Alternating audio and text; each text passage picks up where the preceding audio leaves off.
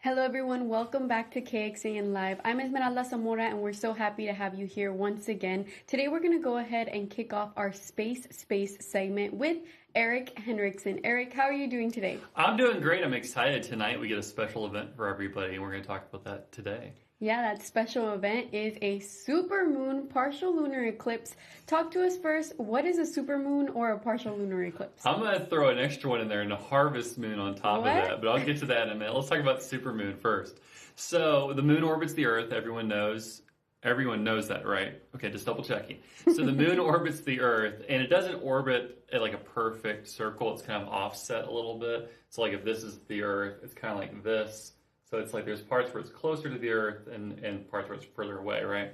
And so the supermoon occurs a few times a year. It's where it reaches that full moon time period when it's closest to Earth. So it appears larger than we typically see it. You know, the moon's usually pretty far away. Well, it looks like a giant moon. I don't know if you went out last night. I was kind of being a little nerdy, and I was walking the dogs and just staring at the moon, and it just looks so big. And this is also the harvest moon. So the harvest moon occurs around September, and by around September, I mean around the equinox that occurs, the autumnal equinox, when summer ends and fall begins.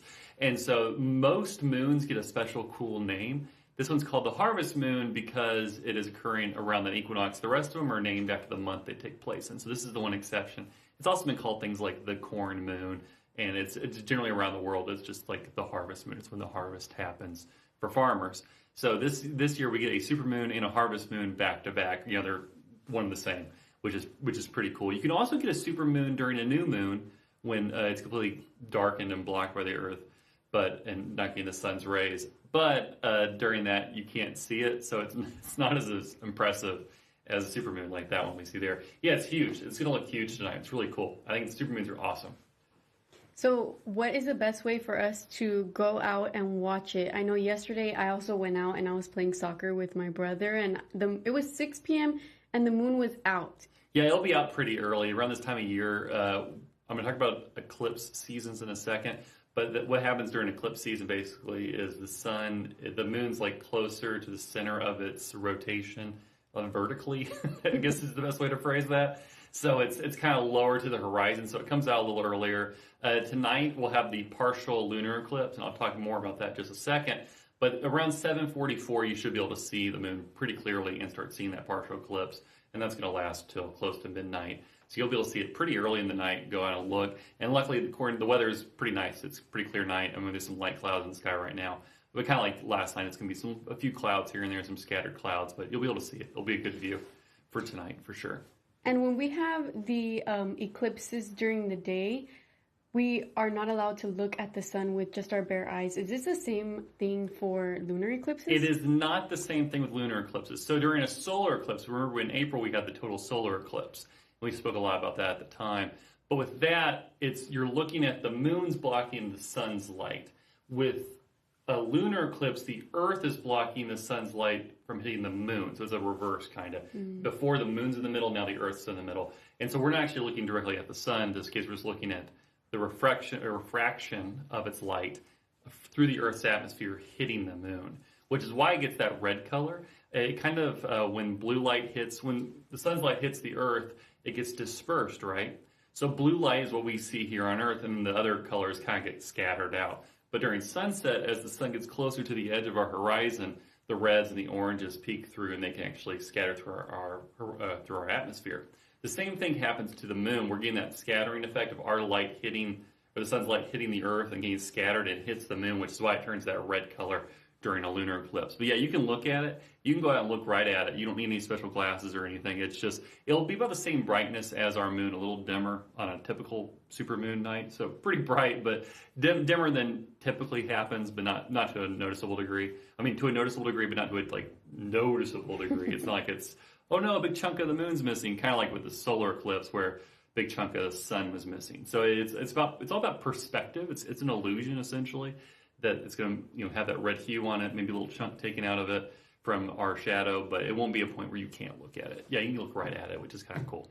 Interesting. So tell me a little bit about the schedule of these eclipses, lunar eclipses. So we have an eclipse season, which is kind of wild. It's so as I mentioned earlier, the moon orbits the Earth and the sun, and the moon and the Earth orbit the sun together. It's this whole system. And a couple times a year, what happens is the Earth, as it's going, the moon typically is like orbiting like this. I'm trying to do this with the camera as best as I can. It orbits kind of like this. And at some points, it's going to hit this spot where it's about even with the Earth. So it's kind of near our equator, where then it's also kind of not the equator, but like the even line between the Earth and the sun and the moon. They all form like a line. This eclipse season happens twice a year. We get lunar eclipses twice to 4 times a year, just depending on the year, depending on how orbits sync up in the right way. So we have an eclipse season now. We had an eclipse season earlier this year. We had a lunar eclipse in March, and just a few days later, we had the total solar eclipse. So that was that first eclipse season. This is the second eclipse season of the year, and this is our last one for the year. So this is your last chance to see an eclipse this year. Next year, we got 2 more on the schedule, though. So if you missed this one, don't worry. They come back around, luckily. So you can see those pretty often. And then we have the next. Next year's 2025. 2026 is the next total solar eclipse, and that'll be 2026, and it's going to be going through Iceland and Spain. So if you want to see that one, you got to go to Iceland and Spain. But the lunar eclipses, what's cool also about them is if you are seeing nighttime, you can see them. So next year we get one that we can see here, but we can't see the other one because it's not nighttime during that eclipse in the Americas. It's going to be on the other side of the world. This one tonight is going to be able to see by most of the world. We'll be able to see this. There's a part of Asia, I think, that's kind of cut off. But most of the world's going to kind of hit right at the right time. Europe, Africa. I think a little bit of Australia was listed on the list on this one too. So this one's going to get a good chunk of the world will be able to see it. But yeah, that's kind of cool about lunar eclipses. Everyone can see them. Solar eclipses, you have to be caught up in that pathway. Another cool thing about this one also is it lasts a while. Lunar eclipses last considerably longer than a solar eclipse. You remember that one? We had 4 minutes roughly. Yeah. I was in Fredericksburg for that. Short. It was cloudy, but we got a brief glimpse of it in Fredericksburg. But we had 4 total minutes of like real darkness right in the center of the path, which was really cool. This one, it's going to last a couple of hours. It peaks, I think it's like 9:44. It peaks. It starts at around 7:44 and ends around 11. So it's like, between that period, you're going to get a pretty good view of the eclipse. It is a partial eclipse again, so it's not as awe-inspiring as the total solar eclipse, but pretty cool. I think it's pretty neat. And it's a supermoon, so you can get a really good view of it just because of the proximity of the moon to the planet. And then it's the harvest moon, which is just a neat fact. It has nothing really to do with anything scientific at all. It's a cute name. It's a cute name. It's the harvest moon. We like it. It's nice. It gives us a reminder that, hey, fall is kind of sort of almost here. It's still in the 90s outside, but let's all fool ourselves. So would you say around 9:44, 9:45 is the best time to go out and actually look at it? Yeah, between like 9:30 and 10, you should get a pretty good view. I mean, you can probably go out between 9 and 11 and get a pretty decent view of it, honestly. Because it moves slow. It does move slow. And also the distance from the moon from the Earth could increase the length. So it's actually shorter a little bit because it's closer to the Earth. If it's further out, it'll get caught in the Earth's shadow longer. What's interesting is there's actually several different types of lunar eclipses. Kind of like solar eclipses. There's partial solar eclipses and total solar eclipses. Here there are partial, total, and then penumbral. I'm never going to say this right. It's called penumbral. Penumbral? Basically what it means is it gets caught, the moon gets caught in the edges of the Earth's shadow, but not the full shadow. So it gets a dimming effect where the moon just looks a little darker, but isn't like it would be with partial where you'll actually see a chunk taken out of it and kind of turned red, which is pretty cool. Yeah, here on your article that you wrote up about the supermoon, I kind of saw this graphic that you added into it, and it's pretty interesting. It has all the phases of the... Is this a supermoon? That is going to be our partial eclipse there. So you'll see it like you'll get chunks taken out, and then once it gets kind of to the center of the shadow of the Earth, it'll turn red, and then it'll kind of go back to that chunks taken out kind of phase. So once it reaches that, it has to hit that center point of the shadow before the light kind of refracts on it and hits it in the right way to turn it that red color. So it's only going to be that red color for just a little bit. Just a little bit, but not too short a period. Yeah, it's going to be long enough you'll be able to walk out and look at it. And like I said, you don't need special glasses. All you just need is no clouds. So let's hope that there are no clouds during the peak of the partial eclipse, but that's about all we really need to worry about. It's kind of nice out tonight. Yeah. I think I'll walk the dogs right around then. That'll be a good time for it. So, A late night walk. A late night walk. Yeah, it's pretty late for me. I usually, on Wednesdays, I come into work at 4 a.m. So I'll definitely be up a little bit, but it'll be fun. It'll be an easy one for everybody involved.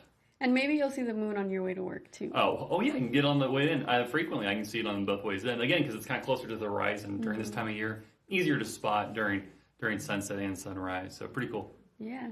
Now, I know what a blood moon is. Is this kind of similar, or is it very different? It is a blood moon, but not fully. Usually a blood moon is like the full, total lunar eclipse. And keep in mind, a blood moon is not a scientific term. It's just a cool term. It's just a good way to describe it. It's not a real thing. It doesn't do anything. It's just that's what happens when the light hits it in that correct way and turns it that red. So yeah, pretty cool thing. Good name for it. We'll get a partial blood moon, a half blood moon. Feels like a Harry Potter book or something. One other thing, I'm throwing this out there too, because it's a supermoon, our tides get impacted a little bit. So if you know the moon impacts our tides, tides will increase by like an inch or two as they roll in because of the proximity of the moon towards the Earth, which is pretty cool. No other major effects. The world's not going to change overnight or anything like that. Just a cool day. Tides will be up a little bit, but you'll get a chance to see it tonight. Start around 7:44, ends at around 11, almost midnight. Catch it during that time. Like I said, between 9 and 11, you should get a pretty good view of it. Awesome. And I've also heard that the lunar phases kind of mess with the animal life that we have here on Earth. Is that true? I know a full moon, a lot of animals do react to it for sure. But it's also part of like a 28-day cycle, right? So I think they do react to it. But I haven't seen any scientific evidence of it. However, I do remember during the total solar eclipse, some animals had interesting reactions.